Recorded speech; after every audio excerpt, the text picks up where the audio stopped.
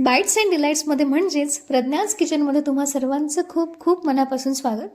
आज मी शेतामध्ये आली होती आणि शेताच्या धुराने मला ही खास वनस्पती दिसली, म्हणजेच पावसाळ्यातली प्रसिद्ध रानभाजी फांदीची भाजी.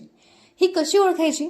याच्या पानावर अशा जांभट काळ्या सुंदर रेषा असतात आणि पानाचा आकार अगदी नाजूक हृदयासारखा किंवा विड्याच्या पानासारखा दिसतो. ही पूर्णपणे नैसर्गिक, केमिकल फ्री आणि आरोग्यासाठी अत्यंत गुणकारी असते.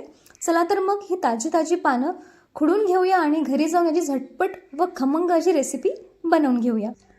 फांदीची भाजी घरी आणल्यावर ही पानं मी स्वच्छ पाण्याने धुवून घेतलेली आहे. 2 ते 3 वेळा तुम्ही पाण्याने स्वच्छ धुवून घ्यायची आहे.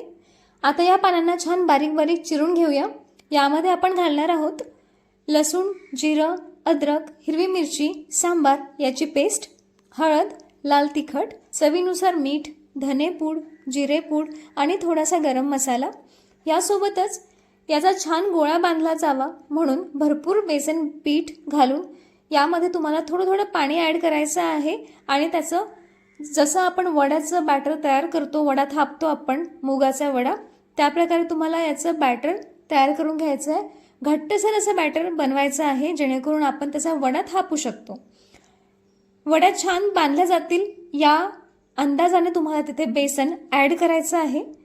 आता पाणी न टाकता किंवा थोडं थोडं पाणी टाकून तुम्हाला हे चिरलेली पानं आणि सगळं साहित्य मिक्स करून घ्यायचं आहे आणि घट्टसर गोळा तयार करून घ्यायचा आहे. आता इथे चाळणीवर वडे छान पसरवून झालेले आहे.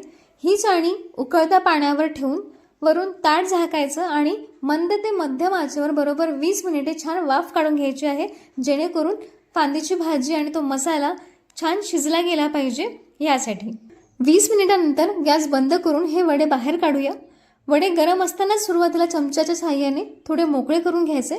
जोपर्यंत आपण फोडणी तयार करतोय तोपर्यंत हे छान गार होतील आणि थंड झाले की ते हाताने छान चुरून घ्यायचे जेणेकरून ते सुटसुटीत त्याचं मिश्रण तयार होईल. आता आपल्याला इथे फोडणी तयार करायची आहे. एक कढई घेतली, तुम्ही तुमच्या हिशोबाने काय घ्यायचे ते घेऊ शकता. इथे मी एक कढई घेतलेली आहे.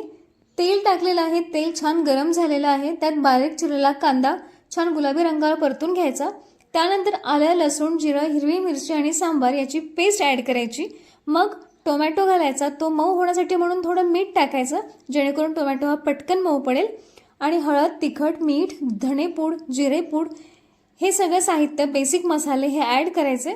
मसाल्याला छान तेल सुटलं की यामध्ये आपण हाताने चुरून घेतलेला वड्यांचा चुरा घालायचा आणि मस्त एकजीव करायचा. मंद आहे, भरपूर प्रमाणात फायबर असलेली रानभाजी म्हणजेच फांदीची भाजी.